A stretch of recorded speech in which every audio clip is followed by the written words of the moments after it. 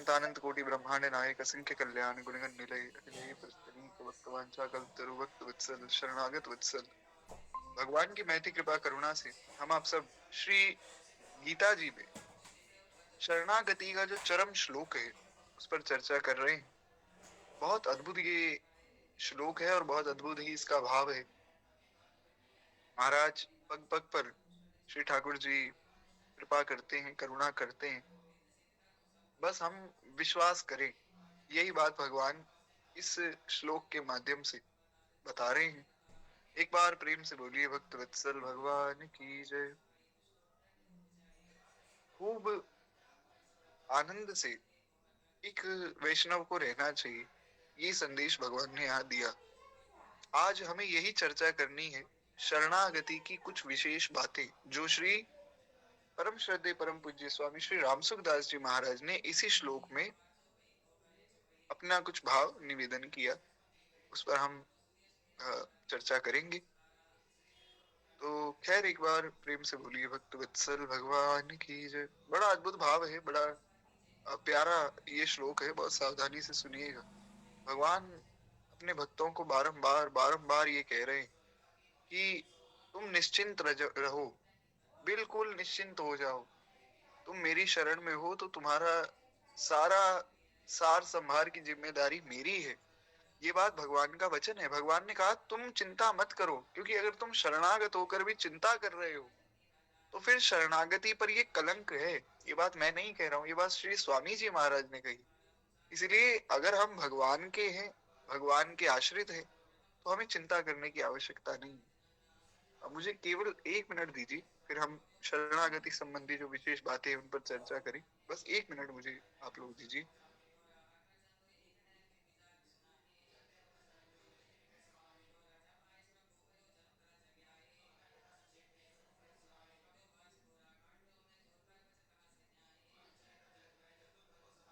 नारायण नारायण।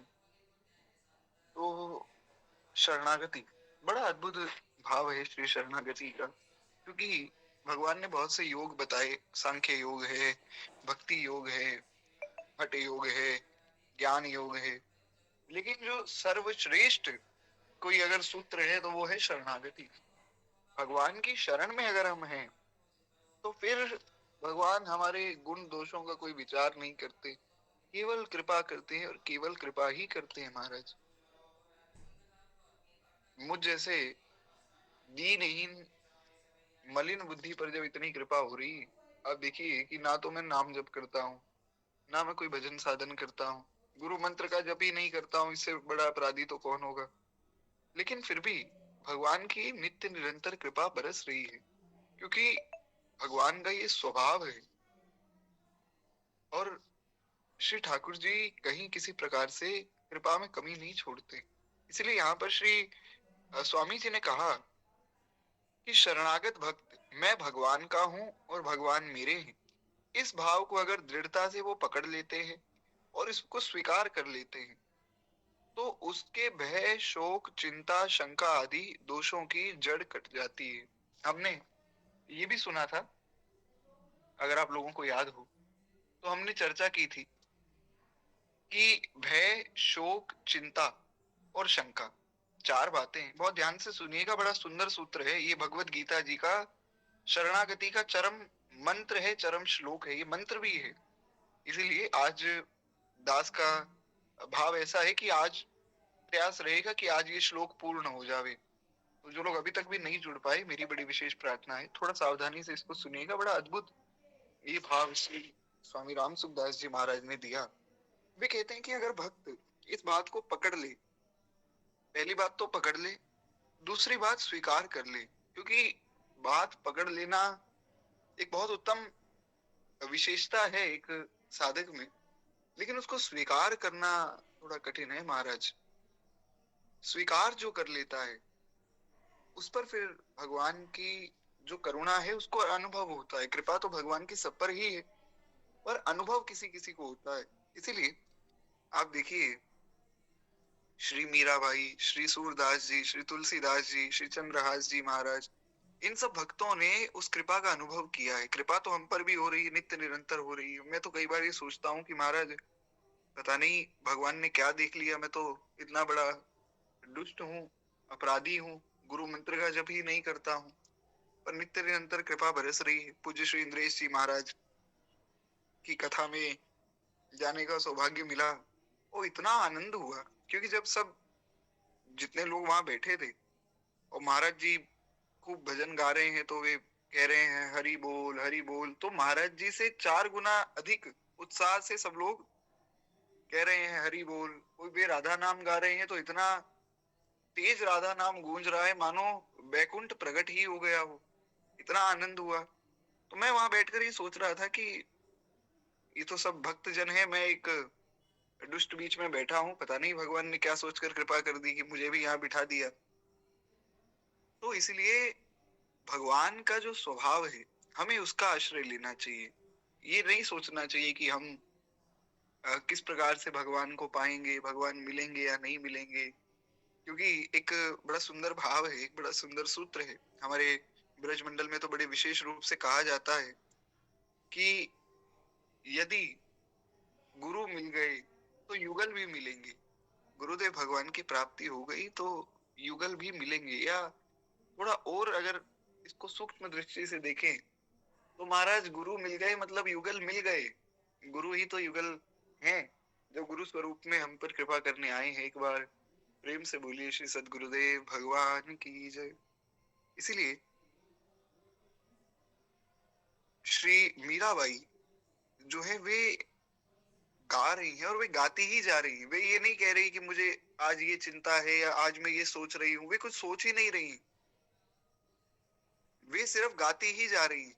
क्योंकि जिसने कृपा का अनुभव किया है वो फिर गाता ही रहेगा, वो फिर और कुछ उसको सूझता ही नहीं है। इसीलिए हमें ये बात समझनी चाहिए कि भगवान की कृपा का हम अनुभव करें और बिल्कुल भी संशय ना करें। क्योंकि जो संशय करेगा वो फिर भगवान के प्रति अपराध करेगा। ये मैं नहीं कह रहा हूं, ये भगवत गीता में श्री भगवान का वचन है कि संशय जो करता है, इसमें भगवान ने कह दिया कि मेरी शरण में आओ, मैं तुम्हें मुक्त कर दूंगा सब पापों से। बात खत्म हो गई। हमें अब संशय नहीं करना है। अगर संशय किया तो ये भगवान के प्रति अपराध है। एक बार प्रेम से बोलिए भक्त वत्सल भगवान की जय। एक बड़ा प्यारा भाव है, बड़ा अद्भुत एक पद है। हम लोग थोड़ा उसका स्मरण करें। एक बार मुझे ये बताइए कि मेरी आवाज जो है आप लोगों को क्लियर आ रही है नहीं? जी। तो खैर, बड़ा सुंदर पद है।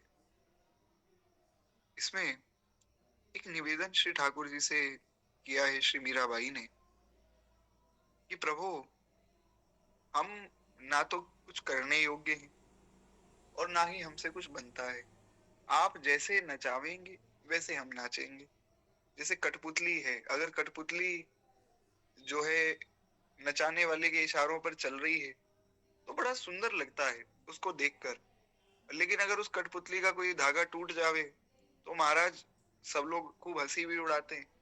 इसलिए बस यही प्रार्थना भगवान से हम करें कि प्रभु, हम जैसे भी हैं तो आपके, तो बस वो धागा टूटने ना पावे। थारे घर में रहूं निरंतर, थारी हाथ चलाऊं, थारे धन से थारे जन की सेवा टहल बजाऊं। मारा गिरधर लाल, हारो नचायो नाचूं। बड़ा प्यारा भाव है कि हे गिरधर लाल, जैसे आप नचाएंगे हम वैसे ही नाचेंगे। ये पद जो है पूज्य श्री इंद्रेश जी महाराज ने ही कल गाया, बड़ा अद्भुत लगा। तो दास ने सोचा आज की कथा में इसको भी जो है गाया जावे। और बड़ा सुंदर भाव है इसमें। कोई भी बात ये नहीं कही श्री मीराबाई ने कि हमारा ये आग्रह है। वे कह रही जो जो आप करेंगे बस वो हम स्वीकार करेंगे। जैसे घर जो है जिसमें हम रह रहे हैं, घर तो श्री ठाकुर जी का है। तो थारे घर में रहूं निरंतर, थारी हाट चलाऊं। एक और इसका भाव ये समझना चाहिए सूक्ष्म दृष्टि से कि थारे घर में रहूं निरंतर का अर्थ ये है कि जो शरीर मिला है भगवान की कृपा से, ये भी घर है। भगवान ने हमें घर दिया ना रहने के लिए, हम तो आत्म स्वरूप है, तो इसमें रहकर भी भगवान का ही स्मरण करें। एक भी क्षण, एक भी पल भगवान के स्मरण से अलग ना जावे, ये बात का ध्यान रखना चाहिए। जो रंग रा कपड़ा पहिरावो, वासो ही स्वांग बनाऊं, जैसे बोल बुलावे मुख से, वैसी ही बात सुनाऊं। मारा गिरधर लाल, हार नचायो नाचूं, मारा नट राजा, हार नचायो नाचूं। घर का प्राणी कहा न माने, मन मन खुशी मनाऊं। बड़ा प्यारा भाव है। वे कहते हैं कि घर का प्राणी कहा ना माने और मन मन खुशी मनाऊं। मेरे घर के लोग मेरी बात नहीं मानते, पर मैं प्रसन्न हूं। क्यों? क्योंकि घर के लोग अगर बात नहीं मानेंगे तो हमारा उनमें मोह नहीं रहेगा। ये नाथ, अगर घर के लोग हमारी बात मानते रहेंगे, हमारी सब बातों को स्वीकार करेंगे, तो फिर मोह रहेगा। अब घर का व्यक्ति बात ही नहीं मानता है तो उसके प्रति बहुत ज्यादा प्रेम, बहुत ज्यादा भाव नहीं जगेंगे। तो इसीलिए यहाँ पर श्री अमीराबाई ने निवेदन किया कि घर का प्राणी कहा न माने, मन मन खुशी मनाऊं, थारे इस मंगल विधान में मैं क्यों टांग अड़ाऊं। मारा गिरधर लाल, हार नचायो नाच। बड़ा प्यारा पद है। आगे खूब इसके चरण में महाराज हम यही प्रणाम करें, क्योंकि हमें जो है ये शरणागति का भाव भी सुनना है और थोड़ा आगे भी बढ़ना है। एक बार प्रेम से बोलिए श्री मीराबाई की जय। तो थारे इस मंगल विधान में मैं क्यों टांग अड़ाऊं। बड़ी विशेष बात ये है कि प्रभु हम बीच में क्यों टांग अड़ावें। लोग जा रहे हैं कि हमारी कुंडली देख लीजिए, हमें उपाय बता दीजिए, ये गलत है। क्यों? क्योंकि भगवान ने जो सोचा है, हम अगर उसमें बीच में कंकड़ बन जाएंगे तो फिर भगवान कहेंगे ठीक है भैया, जैसे तुम्हें ठीक लगे तुम वैसे कर लो। इसलिए कभी भी ऐसा नहीं करना चाहिए कि हमारे गुरुजन और श्री ठाकुर जी नाराज हो जाएं। बाकी संसार रूठे तो रूठे, एक बड़ा सुंदर पद है हमारे ब्रजमंडल में गाया जाता है कि अपने सब रूठे चाहे हो बदनामी, अपने सब रूठे चाहे हो बदनामी, श्याम सुंदर की मैंने कर ली गुलामी, अपने सब रूठे। बड़ा प्यारा भाव है कि प्रभु संसार रूठ जावे तो रूठ जावे, पर हम आपके आश्रित हैं, ये बात दृढ़ हो जावे। इसीलिए श्री सुदीक्षण जी महाराज ने, क्षमा चाहूंगा, श्री भरद्वाज जी महाराज ने प्रार्थना की, अस अभिमान जाई जन भोरे, मैं सेवक रघुपति पति मोरे। हे नाथ, बस ये अभिमान बना रहे कि मैं सेवक हूँ और आप स्वामी हैं, मैं आपका हूँ और आप मेरे हैं।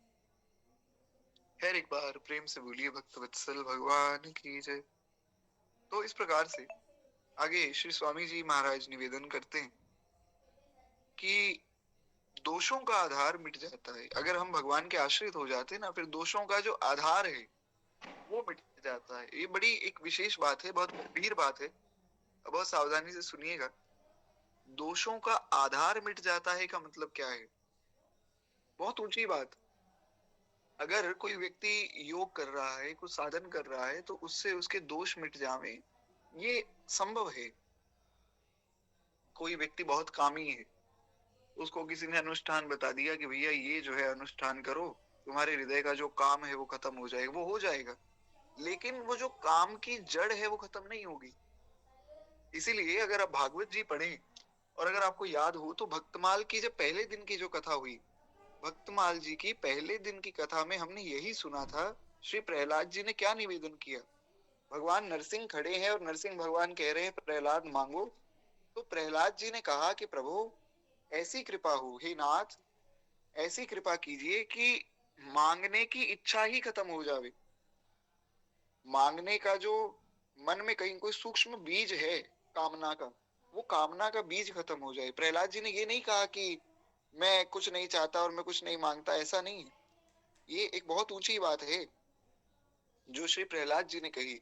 इसीलिए मैं बारंबार निवेदन करता हूँ कि कथा को हम बहुत सावधानी से सुने।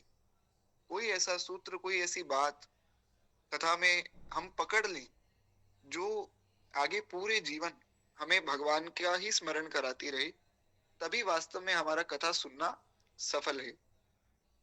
एक बार प्रेम से बोलिए भक्त वत्सल भगवान की जय।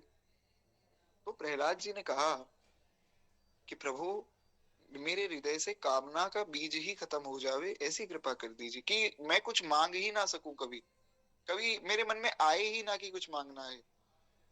तो इसलिए यहाँ पर श्री स्वामी जी महाराज बता रहे हैं कि जब कोई व्यक्ति पूर्ण आश्रित हो जाता है भगवान पे, पूर्ण आश्रित होने के बाद फिर कामना का बीज नहीं रहता है। क्यों? क्योंकि फिर उसकी स्वयं की इच्छा ही नहीं रह गई ना, फिर वो स्वयं ही नहीं रह गया वास्तव में। उसको फिर ये है कि किस प्रकार से भगवान की मैं सेवा कर दूं, किस प्रकार से भगवान को प्रसन्न कर लूं। इसलिए श्री मीराबाई का भी हमने भाव सुना कि जो पहरावो सो ही पहरूं, जैसे कपड़े पहराओगे प्रभु वही स्वांग बना लूंगी। करना क्या है? मुझे केवल इतना करना है कि श्याम माने चाकर राखो जी, गिरधारी लाल चाकर राखो जी, चाकर रह सू बाग लगा सू, नित उठ दर्शन पासू। श्री मीराबाई कहती हैं, प्रभु मैं आपके यहाँ नौकरी पे लग जाती हूँ तो सुबह उठ जाऊंगी, सुबह सुबह बढ़िया बाग लगा दूंगी फूलों का और नित्य आपका दर्शन करूंगी। और ये इसमें मीराबाई ने कहीं ये नहीं कहा कि मैं उठकर जो है अपने शरीर के लिए ये कर दूंगी या मैं कुछ पा लूंगी या स्नान कर लूंगी, ऐसा नहीं। श्री वृंदावन की कुंज गलिन में हरि की लीला गास्यु श्याम माने चाकर राखो जी, गिरधारी लाल चाकर राखो जी। बड़ा प्यारा पद है श्री मीराबाई का। हम इसको यही प्रणाम करें, थोड़ा हमें इस भाव को सुनना है। तो इसलिए भक्त के मन में केवल इतना भाव हो कि हे नाथ, जैसी व्यवस्था है हम उसी में ही प्रसन्न हैं और उसमें प्रसन्न रहना चाहिए। ऐसा नहीं कि ठीक है अब ये व्यवस्था है तो मजबूरी है और कुछ तो कर भी नहीं सकते ना, लेकिन हमें उसमें प्रसन्न रहना चाहिए। क्योंकि ये बात निश्चित है कि जो भी हो रहा है, होगा या हुआ है, वो भगवान के मंगल विधान का ही एक भाग है। भगवान के विधान में कहीं अमंगल नहीं होता है और वैष्णवों के लिए, शरणागतों के लिए तो बिल्कुल भी नहीं होता है। तो खैर, बड़ी कृपा है श्री ठाकुर जी की। कहते हैं कारण की भक्त की दृष्टि से जो है सभी दोष भगवान की विमुखता पर ही टिके रहते हैं। भगवान के सन्मुख होने पर संसार और शरीर के आश्रय जो है वे संस्कार बिल्कुल भी नहीं रहते हैं और जो भगवान के संबंधी दृढ़ होने पर मिट जाते हैं। सरल शब्दों में जब भगवान सामने आते हैं, इसलिए भगवान ने कहा ना कि कोटि विप्र बदला गई जाहू, आए शरण तजऊ नहीं ताहू, सन्मुख होई जीव मोहि जबहि, जन्म कोटि अग नासहि तबहि। भगवान ने कहा कि जब कोई जीव मेरे सामने आता है तो केवल सामने आने मात्र से उसके अनंत जन्मों के पाप खत्म हो जाते, मिट जाते। कैसे? वो ऐसे क्योंकि संसार का आश्रय छूट गया, भगवान के सन्मुख हो गए। जब भगवान के सन्मुख हो गए तब सब पापों का आधार खत्म हो गए, जड़ ही कट गई। जब जड़ ही कट गई तो फिर पेड़ पुनः थोड़ी उगेगा। तो इसलिए भगवान के सन्मुख हम रहें। सन्मुख कैसे रहें? गुरु आज्ञा में रहकर, क्योंकि गुरु जी ने सन्मुख तो कर दिया ना, गुरु जी ने हमें सन्मुख कर दिया है। अब हमारा काम है बस बने रहना। गुरु जी ने जो कह दिया वो उसको मानना है और गुरु जी ने जो कह दिया बस उस बात को स्वीकार करना है। श्री चंद्रहास जी महाराज को नारद जी ने कहा कि भैया शालिग्राम जी की सेवा किया करो।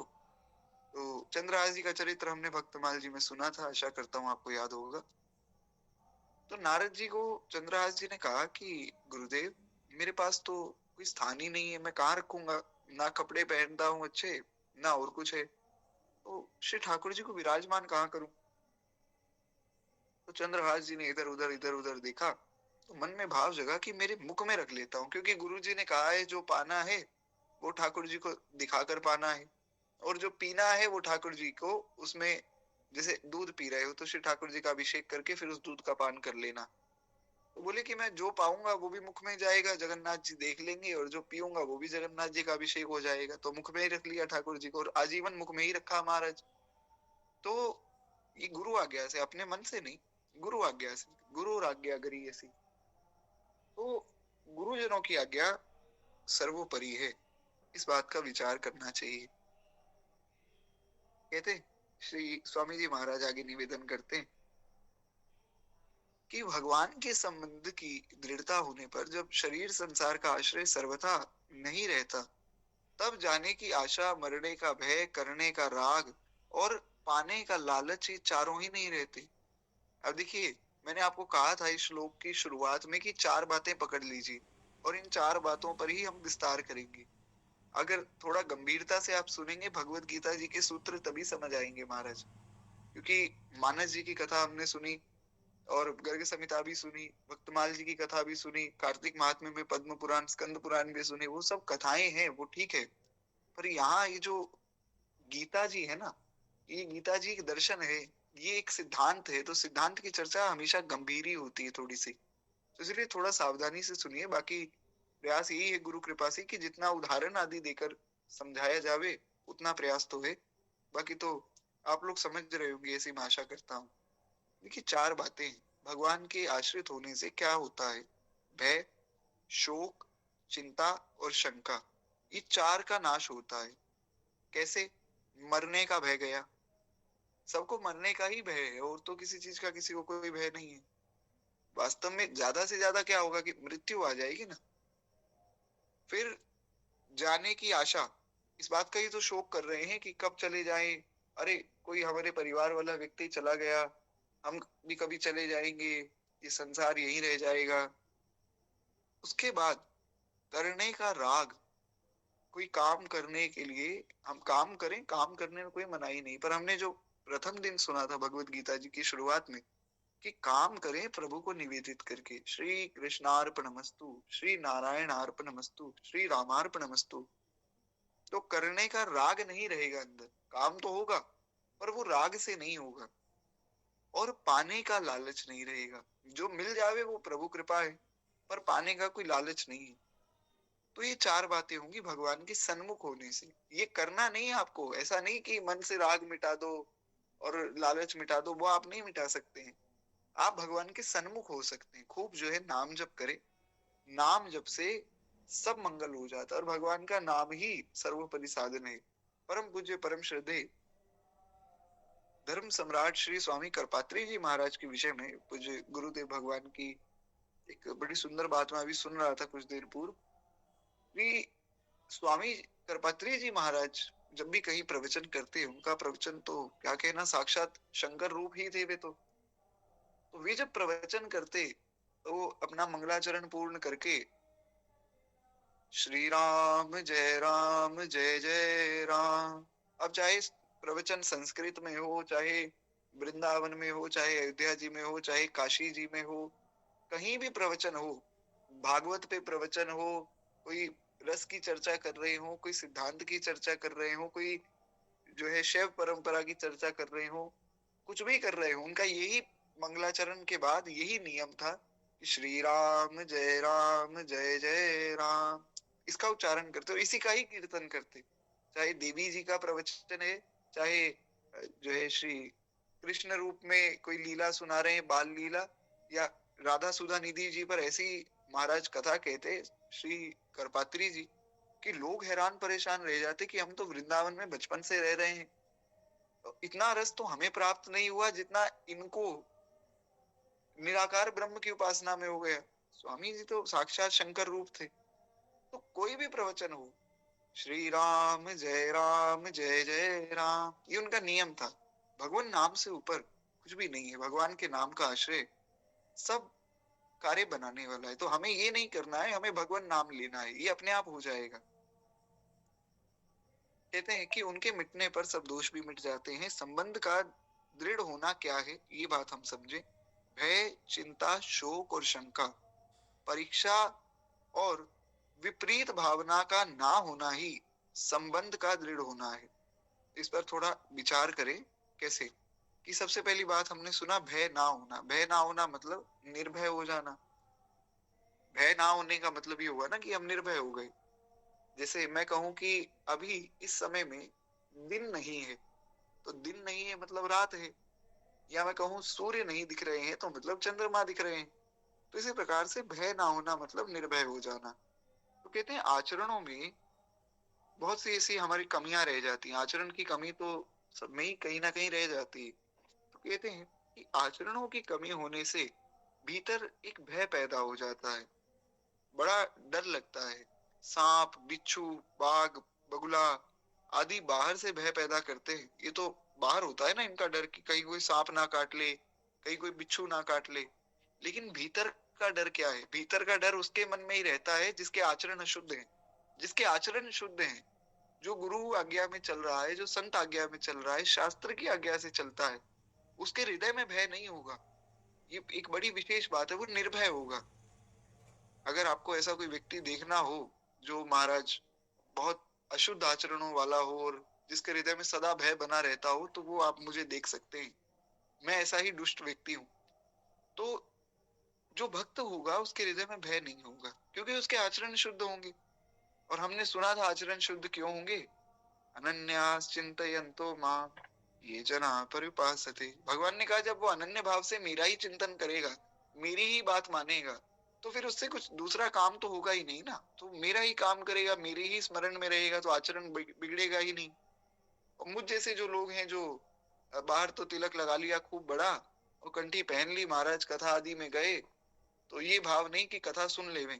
ये भाव है कि कुछ वीडियो बना लें, कुछ कैमरा में हम दिख जावें तो चार लोग हमें देख के कह सकें कि देखो, अरे हम तो कथा में गए थे, उस कैमरा में, उस वीडियो में हम भी आए हैं यूट्यूब पे। तो ये जो भाव है, ये डर पैदा करते, क्योंकि आचरण शुद्ध नहीं। कथा में बैठे बिल्कुल शांत चित्त होकर, कोई ताली नहीं बजानी, कोई हू हल्ला नहीं करना है। खूब, हाँ, नाम जब कीर्तन हो रहा हो, जब खूब आनंद से कीर्तन करें, खूब उसमें ताली बजावें। पर अब कोई महात्मा बता रहे हैं, एक बार महाराज हुआ क्या कि मैं कहीं एक कथा में बैठा था, तो वहां पे एक जो संत भगवान कथा कह रहे थे, तो बड़ी सुंदर वो एक सिद्धांत की चर्चा कर रहे थे। और उन्होंने श्री सूरदास जी का कुछ उदाहरण देकर एक बड़ी सुंदर बात बताई और बड़े सुंदर एक प्रसंग सुनाया। बड़ा आनंद हुआ मन में। और जैसे ही वो प्रसंग सुनाया, तो सब लोग खूब ताली बजाने लगे। तो मुझे किसी ने पूछा कि भाई, अरे इतना बढ़िया प्रसंग है, तो मेरे मित्र ही थे, साथ में बैठे थे, तो उन्होंने कहा कि तुम भी ताली बजाओ। तो मैंने कहा हमें तो गुरुजी ने मना किया हुआ है भैया कि सत्संग आदि में ताली नहीं बजानी। ताली बजानी कीर्तन में बजाओ, सत्संग में सत्संग सुनने आए कि ताली बजाने आए। तो वो बोले कि यार ये भाव तो ठीक नहीं है आपका। तो कोई ताली बजा रहा है तो गलत नहीं है भाव, पर हम उस भाव से सुने कि परीक्षित जी जैसे बैठकर सुन रहे हैं। परीक्षित जी उस सिद्धांत को पकड़ रहे हैं, उस बात को पकड़ रहे हैं। इसलिए इतना एकाग्र चित्त होकर हम सुने कि जो बात कही जा रही है उसमें कोई ना कोई सूत्र ऐसा मिल जाएगा। विश्वास मानिए, ऐसा मिल जाएगा। हर कथा में हर दिन आपको ऐसा एक सूत्र मिलेगा, और जो नया होगा, आपको लगेगा कि अरे हाँ, यहाँ कहीं कुछ कमी रह गई थी, ये बात हमने कथा से पकड़ी है। इसलिए मैं बारंबार निवेदन करता हूँ कि कथा में मैं बैठकर प्रश्न पूछूं, उससे आपको कोई बहुत लाभ नहीं होगा। तो मैंने पूछ लिया कि चलिए बताइए, चंद्रहास जी के पिताजी का क्या नाम है? इसको क्या याद, चंद्रहास जी के पिताजी का क्या नाम है? वे कौन से कुंतलपुर के राजा थे या चंदनावती के राजा थे? इससे जानकर आप क्या करेंगे? पर अगर आप ये प्रश्न करें कि भय दूर कैसे होगा कथा सुनकर, तब आपका सुनना सफल माना जाएगा। खैर, एक बार प्रेम से बोलिए भक्त वत्सल भगवान की जय। इसलिए आचरणों की शुद्धि और सावधानी, दो बातों से भय दूर हो जाता है। शरणागत भक्त ये दोनों ही प्रकार से अपने भय को मिटाते हैं। इतना ही नहीं, पतंजलि महाराज ने जिस मृत्यु के भय को पांचवा क्लेश माना है, और जो बड़े बड़े विद्वानों को भी होता है, वह भय भी सर्वदा मिट जाता है। मृत्यु का भय मिट जाता है। इसीलिए पूज्य श्री प्रेमानंद बाबा की एक बड़ी सुंदर एक प्रवचन की है, वो क्लिप मेरे पास आई थी। तो वो संभवतः आप लोगों ने भी सुनी होगी। पूज्य बाबा बता रहे थे कि मृत्यु का भय सबको है। बाहर से कोई कितना ही कहे कि नहीं हम तो मृत्यु से नहीं डरते, कोई डर नहीं है हमें, लेकिन कोई पास में महाराज छुरी लेकर खड़ा हो जावे, व्यक्ति कांप जाता है कि अरे, को छुरी छोड़िए, कोई रात में रस्सी दिख जावे तो सांप देखकर लोग डर जाते हैं, उसको समझते हैं ये तो सांप है। तो मृत्यु का भय तो सबको है। पर श्री कबीर बाबा कह रहे हैं कि जिस मरने से सब जग डरे, मेरे मन आनंद, कब मरी हूं कब भेटी हूं पूर्ण परमानंद। श्री कबीर बाबा कह रहे हैं कब मेरी मृत्यु हो और कब मैं प्रभु से मिलूं। हमारे यहाँ जो परंपरा है, जो सनातन धर्म की परंपरा है, वो यही सिखाती है कि हम भगवान के आश्रित होकर निश्चिंत हो जावे, मृत्यु का भय ही मिट जावे। फिर तो भक्त बस इतना ही कहता है कि प्रभु मृत्यु चाहे कल आ जावे, पर इतना तो करना स्वामी, जब प्राण तन से निकले, गोविंद नाम लेकर तब प्राण तन से निकले। बस इतना भाव मन में बना रहे। और हमने, अगर आपको याद हो, परसों की कथा में हमने सब परंपराओं के अनुरूप ये सुना था। शैव परंपरा में कहा आदि शंकराचार्य भगवान ने कि न पुण्यम न पापम न सौख्यम न दुखम। न पुण्य की चिंता है न पाप की चिंता है। इसके बहुत से भाव हैं। हमने जो भाव वो सुना था परसों, वो अलग था और ये अलग है। मैंने इसलिए निवेदन किया था कि संतों की जो वाणी है उसको अपनी आवश्यकता के अनुरूप हमें हर प्रसंग में समझना चाहिए। अब आदि शंकराचार्य भगवान ने जिस भाव में कहा वो तो ये है कि ना तो मैं पुण्य हूं ना पाप हूं, यानी कि ना मुझे कोई पुण्य का स्पर्श है ना पाप का है। लेकिन हम इसको भय के संदर्भ में भी समझ सकते हैं कि ना तो बहुत पुण्य अर्जित हो जावे और फिर महाराज अहंकार में फूल जावे, इस बात का भय है, और ना ही बहुत पापी हो जाएंगे, इस बात का भय है। तो आचार्यों की वाणी को बहुत सावधानी से जब सुनेंगे तो ऐसे भाव स्वतः ही मन में आ जाएंगे। न पुण्यम न पापम न सौख्यम न दुखम न मंत्रो न तीर्थ न वेद न यज्ञ, अहम भोजनम नैव भोज्यम न भोक्ता चिदानंद रूपम शिवोहम शिवोहम। तो हमने ये भाव भी सुना। अब इस पर विस्तार में चर्चा तो हम परसों कर चुके हैं, पुनः विस्तार की आवश्यकता नहीं। और यही बात हमने श्री भवानी अष्टकम में शाक्त परंपरा में भी सुना, अगर आपको याद हो। वो भी श्री आदि शंकराचार्य भगवान ने ही लिखा है। न तातो न माता न बंधुर न दाता न पुत्रो न पुत्री न भृत्यो न भर्ता न जाया न विद्या न वृत्तिर्ममेव गतिस्त्वं गतिस्त्वं त्वमेका भवानी। बड़ा सुंदर भाव है, बड़ा सुंदर ये भवानी अष्टकम है। सबको पढ़ना चाहिए कभी ना कभी अवसर मिले तो। न जानामि दानम न च ध्यान योगम न जानामि तंत्रम न च स्तोत्र मंत्रम न जानामि पूजा न च स्यासयोगम गतिस्त्वं गतिस्त्वं त्वमेका भवानी गतिस्त्वं गतिस्त्वं त्वमेका भवानी। बड़ा सुंदर भाव है महाराज। एक बार प्रेम से बोलिए श्री आदि शंकराचार्य भगवान की जय। बड़े अद्भुत भाव हैं। तो हमने इन पर भी विस्तार में चर्चा की। तो मुख्य बात, सबका निष्कर्ष यही है कि भगवान की शरण हम हो जावें। भगवान की शरण ही एकमात्र साधन है और एकमात्र आश्रय है। और श्रीमद् भागवत जी में भी वर्णन आया कि अब यहाँ पर एक बड़ी सुंदर प्रार्थना की है श्री पतंजलि जी ने कि भगवान, जो आपके भक्त हैं, जिन्होंने आपके चरणों में अपनी सच्ची प्रीति जोड़ रखी है, वे कभी ज्ञान अभिमानियों की तरह अपने साधन से गिरते नहीं, क्योंकि जिसके पास बहुत ज्ञान है उसको अभिमान हो जाएगा, तो वो साधन से च्युत हो जाएगा। भगवान का एक नाम है अच्युत। अच्युत मतलब जो च्युत नहीं होता, जो अपनी स्थिति से गिरता नहीं है नीचे। भगवान कभी ऐसा नहीं कि अपने जो है स्वरूप से नीचे गिर जावे। तो इसी प्रकार से भगवान के जो भक्त हैं वे भी अच्युत गोत्रीय हो जाते, वे भी अपनी इस स्थिति से गिरते नहीं। ऐसा नहीं कि आज महाराज शेषनाग भगवान ने 1000 नाम बोले तो कल 900 नाम ही बोल पाए, ऐसा नहीं, वे बढ़ाते ही जा रहे हैं। रोज हम लोग तो एक विष्णु सहस्त्र नाम पढ़ते हैं ना। भगवान शेष जो हैं वे रोज भगवान नारायण के 1000 नए नाम बोलते हैं रोज, और अनंत काल से बोलते आ रहे हैं 1000 नए नाम। और ऐसा कभी भी नहीं हुआ कि किसी दिन उन्होंने कहा कि चलो अब तो नाम खत्म हो गए, अब कुछ और बोला जाए। रोज बोल रहे हैं और बढ़ाते ही जा रहे हैं महाराज।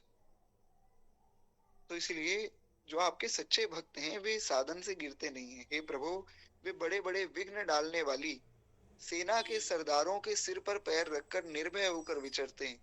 कोई भी विघ्न उनके मार्ग में रुकावट नहीं डाल सकता है। क्यों?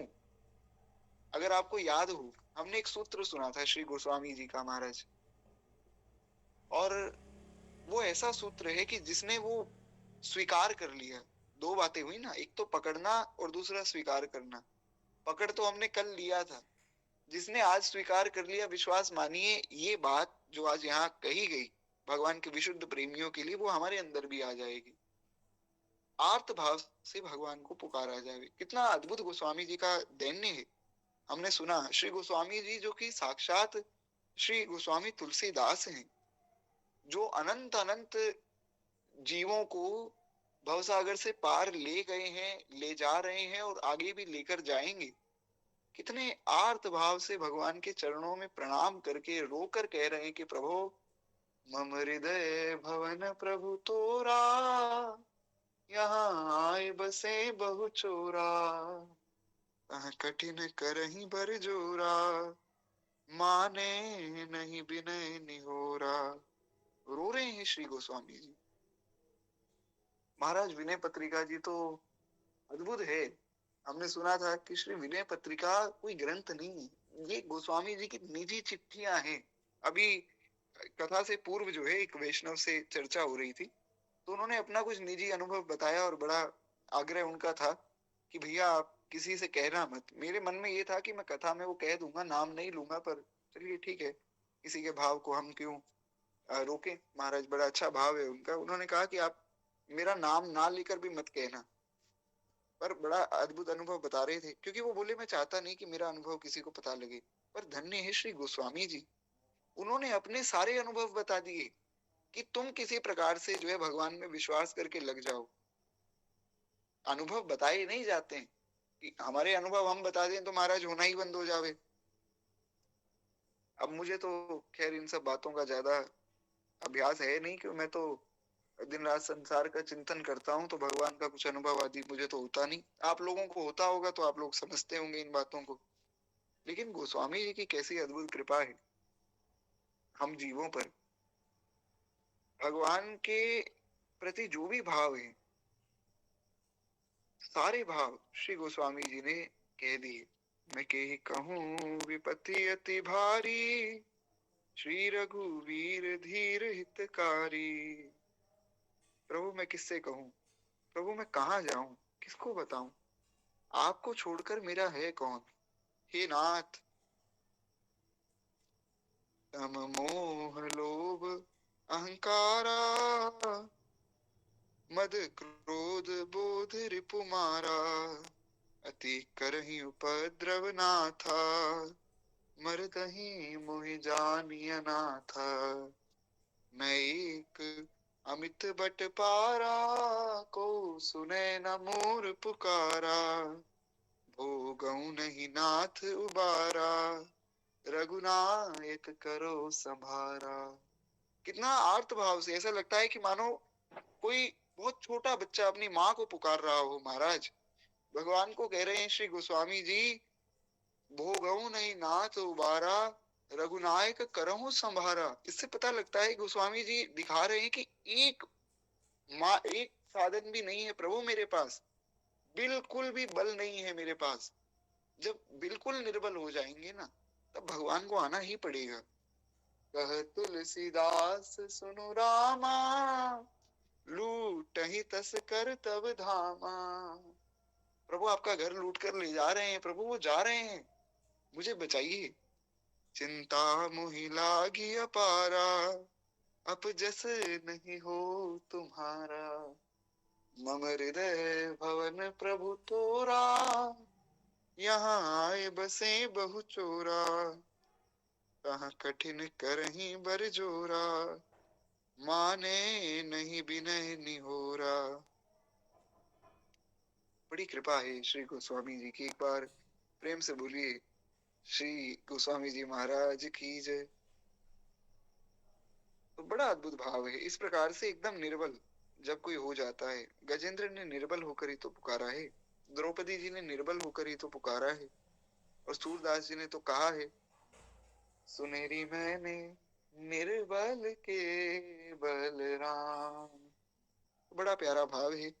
हम प्रणाम करके आगे बढ़े, क्योंकि अब बहुत से भाव मन में आ रहे हैं बारंबार, पर महाराज गीता जी का ये श्लोक लगभग लगभग हमें सुनना तो था कार्तिक शुक्ला पूर्णिमा के दिन, उसके बाद आज छठा दिन है शायद।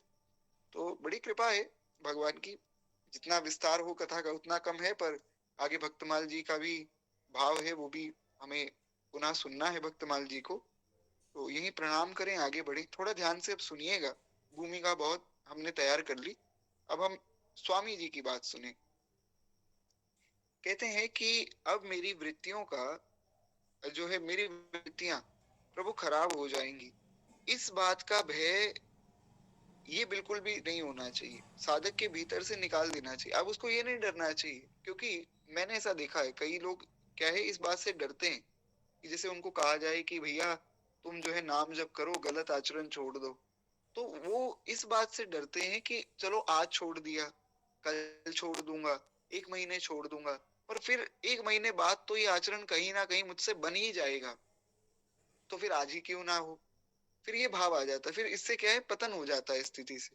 तो करना क्या है, जैसे गोस्वामी जी ने आश्रय लिया कि प्रभु आपके आश्रित हूं, अब आप जैसा रखें मैं वैसे रहूंगा और गुरुजनों की बात मानूंगा। बस ये बात अगर आप स्वीकार कर लें, फिर मन से भय निकाल देना चाहिए कि मेरी वृत्तियां बिगड़ जाएंगी, मेरा आचरण बिगड़ जाएगा। क्योंकि भगवान ने कल यही तो बताया ना, हमने कल की कथा में सुना था कि भगवान कह रहे हैं कि अगर तुम फिर ये सोचते रहोगे तो फिर मेरी शरणागति का तो कोई मूल्य नहीं रह गया ना।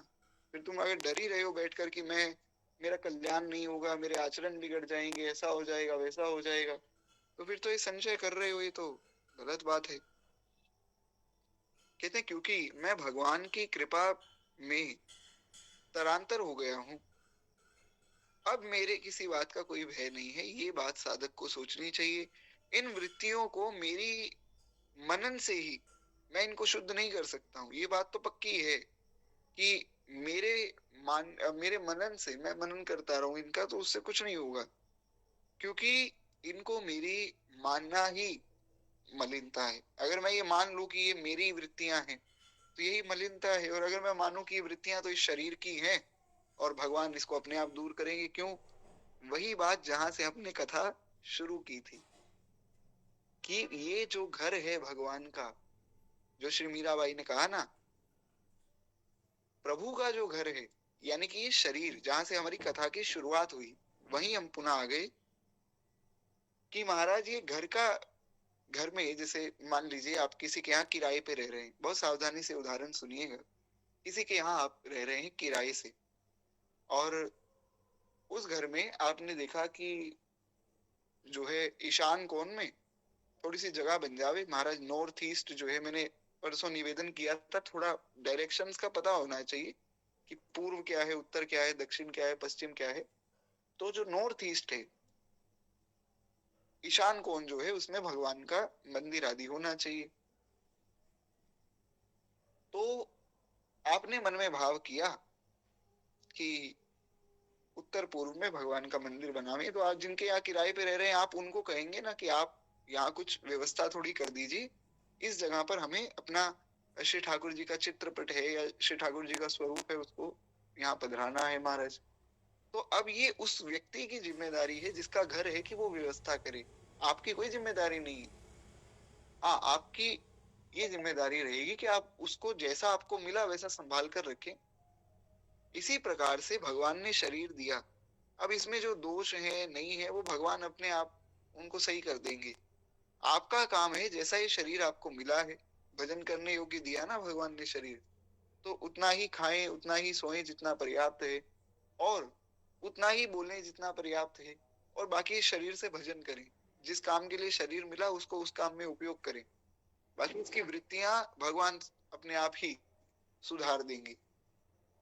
ममता मल जरी जाई, श्री गोस्वामी जी ने मानस जी में निवेदन किया कि ममता का जो मल है वो जर जाता है। और ये बात मैंने कल भी निवेदन की थी, ये बात श्री स्वामी जी की भगवत गीता में बड़ी एक विशेष बात है, क्योंकि वर्ल्ड की सबसे बड़ी और सबसे बेस्ट कमेंट्री है ना भगवत गीता पे, साधक संजीवनी।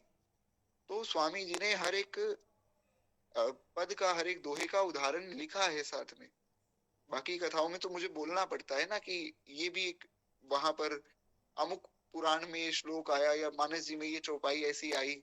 यहाँ पर तो उन्होंने वो चौपाई भी लिख दी और उसका वो भी लिख दिया कि कहाँ पर ये चौपाई मिलेगी। तो श्री स्वामी जी की बड़ी कृपा है।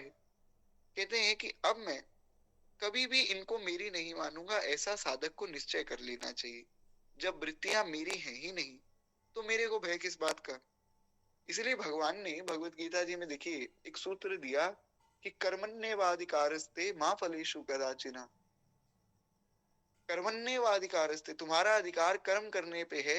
वहां भगवान ये नहीं कह रहे हैं कि तुम फल की चिंता मत करो। ये बहुत लोगों ने प्रसिद्ध कर दिया कि भगवान तो कह रहे हैं फल की चिंता मत करो, कर्म करो। ऐसा नहीं कहा भगवान ने कहीं भी।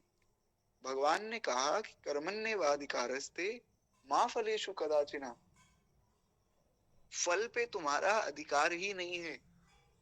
तुम्हारा अधिकार है कर्म करने पे, फल पे नहीं है। जैसे मैं अभी मैं सीए कर रहा हूँ, मेरी आर्टिकलशिप चल रही है, तो मुझे जो मेरे सीनियर हैं जो सीए, वो कहें कि भाई आपको एक जगह एक फर्म में जाना है, उनका ऑडिट करके आना है कि सारे फाइनेंशियल्स ठीक है या नहीं। मैं कहूंगा सर ठीक है। अब मैं जाऊं वहां ऑडिट करूं और मैं वापिस आ जाऊं, ये तो मेरा काम हो गया। अब मैं जाके उनको कहूं कि जी जो ऑडिट की फीस बनती है वो आप मुझे दे दीजिए, तो उस पर मेरा अधिकार थोड़ी, उस पर तो सीए का अधिकार है ना। तो इसी प्रकार से भगवान ने भेजा कि ये शरीर तुम्हें दे दिया, इससे तुम भजन करो, और जो जो तुम्हारा कर्तव्य कर्म है, विहित कर्म है, उसका पालन करो। अब उसमें अच्छा होगा बुरा होगा, उससे कल्याण होगा नहीं होगा, वो उसमें तुम्हारा अधिकार नहीं है। उसके बारे में तुम्हें सोचना ही नहीं है, चिंता करने की तो बात ही नहीं है, उसमें सोचना ही नहीं है हमें। तो इसलिए ऐसा समझना चाहिए कि हमारा अधिकार है केवल भगवान का स्मरण, और जो हमारे लिए विहित कर्म है उसको करने में। उसका परिणाम क्या होगा वो ठाकुर जी जाने, ठाकुर जी का शरीर है, ठाकुर जी का परिणाम होगा। तो कहते हैं अब तो केवल भगवान की कृपा ही कृपा मेरा जीवन है, ऐसा एक निश्चय साधक को करना चाहिए। भगवान की कृपा ही सर्वत्र परिपूर्ण हो रही है, और ये बड़ी खुशी की और बड़ी प्रसन्नता की बात है। ऐसा मन में बारंबार अनुभव करना चाहिए। एक बार प्रेम से बोलिए भक्त वत्सल भगवान की जय। आशा करता हूँ कि मेरी आवाज जो है आप लोगों को क्लियर आ रही होगी। थोड़ी नेटवर्क की दिक्कत हो सकती है, अगर हो तो आप लोग बता दीजिएगा। कहते हैं ऐसी कोई शंका करते हैं कि भगवान की शरण में होकर उनका भजन करने से तो द्वैत हो जाएगा। अर्थात एक तो हम भगवान की शरण में हैं और फिर उनका ही भजन कर रहे हैं, तो ये तो वो हो गया ना कि मैं अलग हूँ भगवान अलग है। या तो हम ये बात माने जो आदि शंकराचार्य भगवान ने कही, अहम भोजनम नैव भोजम न भोक्ता चिदानंद रूपम शिवोहम शिवोहम। या तो ये मान ले कि मैं किसका भजन करूं, कि मैं ही शिव हूं, तो मैं भजन किसका करूं। ये तो द्वैत हो गया ना कि मैं भगवान का भजन कर रहा हूं, यानी कि मैं अलग भगवान अलग। तो ये दो हो जाएंगे, और दूसरे से तो भय होता है। कोई भी व्यक्ति हो, उसको दूसरे से भय रहता है। ये जो है बृहदारण्यक जो पुराण है, उसका वचन है, शास्त्र का वचन है। अब ये थोड़ा गंभीर सूत्र है, अभी ज्यादा समय तो नहीं, पर मैं एक उदाहरण देकर प्रयास करता हूँ समझाने का। थोड़ा आप लोग गंभीरता से समझिएगा, ना समझ आवे तो भी कोई दिक्कत वाली बात नहीं है। आगे हम कभी पुनः जब भगवत गीता जी को सुनेंगे ना, तो मैं ये विचार कर रहा हूँ कि 2 श्लोक भी हम वापिस सुन लेंगे, तो वहां विस्तार कर लेंगे। दूसरे से सदैव व्यक्ति को भय रहता है। भगवान जो है, इसलिए भगवान ने कहा कि तुम मेरी शरण में आओ, मैं तुम्हें निर्भय करूंगा। भगवान ने कहा मैं निर्भय करूंगा, क्योंकि भगवान अभयत्व प्रदान करते हैं। ये भगवान का वचन है। ददात्मेतत् व्रतम मम। वाल्मीकि रामायण में भगवान ने कहा कि ददात्मेतत् व्रतम मम, मैं तुम्हें अभयत्व दूंगा, ये मेरा व्रत है, और मैं तुम्हें अपने आप से भी अभय कर दूंगा। जैसे देवताओं से सबको भय है, मैं एक उदाहरण दे रहा हूँ। देवताओं से भय क्या है कि अगर आप देवता की उपासना नहीं करेंगे, तो जैसे ब्रजवासियों ने छोड़ दी उपासना इंद्र की, तो इंद्र ने क्या किया, इंद्रदेव ने पूरे नगर में इतनी वर्षा कर दी। और महाराज कोई सामान्य बादल नहीं थे, वो सामंतक बादल थे, जो प्रलय के समय में आते हैं। इतनी वर्षा कर दी कि ब्रजमंडल तो क्या, पूरी पृथ्वी खत्म कर दे, वो तो प्रलय के बादल है ना। लेकिन एकमात्र भगवान ऐसे हैं जो अभयत्व देने वाले हैं। भगवान अपने आप से अभय करते हैं। सकृदेव प्रपन्नाय तवास्मीति च याचते अभयम सर्वभूतेभ्यो ददामि तद्व्रतम मम। और आपको मैं एक लाइव उदाहरण भी दे दूं। महाराज बड़ी कृपा है श्री ठाकुर जी की, मैं ये भूल गया था ये श्लोक वाल्मीकि रामायण का। तो मैं इतने देर से ये सोच रहा था कि वो श्लोक था क्या, और जैसे ही कहा भगवान अपने आप से भी अभयत्व प्रदान करते हैं, वैसे ही याद आ गया। तो यही है भगवान का अभयत्व। ऐसा नहीं भगवान किसी को जो है मन में भाव करने देते कि अरे भगवान तो बहुत बड़े हैं, मैं बहुत छोटा हूं, मैं कैसे उनको पाऊंगा। भगवान छोटे बन जाते हैं भक्त के लिए, यही भगवान की कृपा है। दूसरा कोई व्यक्ति जो भी होगा, उससे हमें भय हमेशा ही रहेगा, पर भगवान एकमात्र ऐसे हैं जिनसे किसी को कोई भय नहीं। भगवान तो सबके अपने हैं और सब भगवान के हैं। अब देखिए, छोटे से श्री ठाकुर जी हैं और महाराज नंगे पांव ब्रजमंडल में डोल रहे हैं, और जो है भगवान के सखा मधुमंगल श्री रामा आदि आते हैं, खूब भगवान को डांट भी लगा देते हैं। कोई भगवान को घोड़ा बनाकर भगवान पर ही चढ़ा हुआ है, और महाराज कोई श्री ठाकुर जी को बैठकर गान सुना रहा है, कुछ नृत्य करके दिखा रहा है। और कई लोग तो महाराज श्री ठाकुर जी को सिखा रहे हैं कि लाला बोलियो कैसे जाए, बोलने की विधि सिखा रहे हैं। इसलिए तो हमारे ब्रजमंडल में कहा गया कि धन्य ब्रज भाषा, ऐसी दूसरी ना भाषा, जाने बानी के विधाता को बोलबो सिखाए हुए। धन्य है श्री ब्रज भाषा, जिसने वाणी के विधाता को बोलना सिखाया। तो अभयत्व कहाँ, वे सब छोटे छोटे ग्वाल बाल हैं, छोटे छोटे घरों में सब रहते हैं। और नंद बाबा के महल में 85 कोस में जो महल बना हुआ है, उसमें श्री ठाकुर जी बैठे हैं नित्य। अगर एक सोने की चप्पल भगवान बना के पहने ना रोज, तो भी भगवान को कोई कमी नहीं है महाराज। लेकिन मेरे मित्रों के पास चप्पल नहीं है, तो भगवान बिना कुछ कहे, बिना कुछ सोचे, बिना चप्पल के घूम रहे हैं। इसलिए हमारे ब्रजमंडल में तो भाव है महाराज, चप्पल लेकर तो घूमना ही नहीं चाहिए।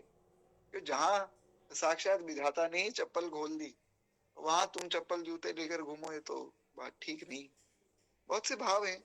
अब इन सबको हम यही प्रणाम करें, एक बार प्रेम से बोलिए श्री वृंदावन धाम की जय। क्योंकि श्री वृंदावन तो अपार है। वृंदावन धाम अपार, रटे जा राधे राधे। बड़ा अद्भुत है श्री वृंदावन। तो करेंगे चर्चा आगे, हम अपनी कथाओं में खूब चर्चाएं करेंगे, क्योंकि वृंदावन जी की तो जितनी चर्चा की जावे कम है। ये वृंदावन की लीला मत मानो यह गुड़ को चीला, या में ऋषि मुनि गए हार, रटे जा राधे राधे। श्री वृंदावन धाम अपार, भजे जा राधे राधे। वो बड़ा अद्भुत है श्री वृंदावन। तो श्री स्वामी जी कहते हैं कि यह जो शंका है कि भगवान के हो भी गए और उनका ही भजन कर रहे हैं, तो ये तो द्वैत हो गए। द्वैत नहीं हुआ, ये शंका निराधार है। भय द्वितीय से होता है, पर आत्मीय से भय नहीं होता है। अर्थात भय दूसरे से होता है, अपने से नहीं। अब किसी बालक को अपनी माता से भय थोड़ी है।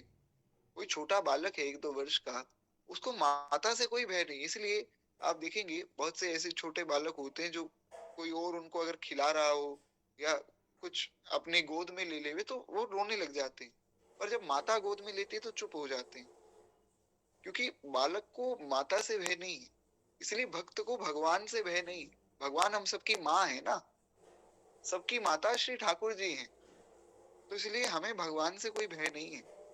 कितने प्रकृति और प्रकृति का जो कार्य है, वो शरीर संसार ये द्वितीय है, इसलिए इनसे संबंध रखने पर भय होता है।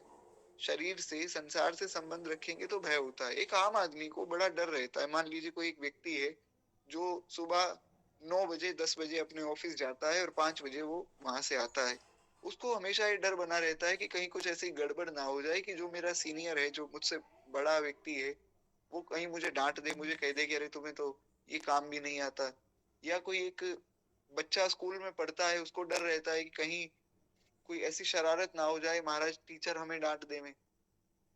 तो हर एक व्यक्ति को दूसरे से भय है, लेकिन वो तब तक है जब तक शरीर और संसार का संबंध है। भक्त को भक्त से भय नहीं है। भगवान के भक्तों को भगवान के भक्तों से, गो माता से और श्री ठाकुर जी से कोई भय नहीं है। एक बार कहीं मैं किसी के साथ में था, मतलब बहुत निजी, बहुत अपने व्यक्ति थे, बहुत बड़े ही आनंद से वो भगवान की चर्चा करते हैं। तो हम लोग कहीं जा रहे थे और महाराज एक छोटा बालक भी हमारे साथ में था। वो गौ माता आई और उनको देखकर डर गया। और डर गया तो मैंने कहा भैया क्या हो गया? तो गौ माता है, इनसे क्या डर रहे हो? उन्होंने एक बड़ी प्यारी बात कही, जो मेरे संग में थे। बोले कि गाय तो माँ है और माँ से थोड़ी डरते हैं। माँ तो लाड करती है, माँ कभी मारती नहीं है। माँ अपने बच्चे को मारती नहीं। इसलिए आप देखेंगे गाय किसी को मारती नहीं है महाराज, क्योंकि गाय वास्तव में माँ है। गाँ वो विश्वस्य मात्र है। तो भगवान से, भगवान की विभूतियों से डरना नहीं चाहिए। कारण ये है कि प्रकृति और पुरुष का स्वभाव सर्वथा भिन्न है।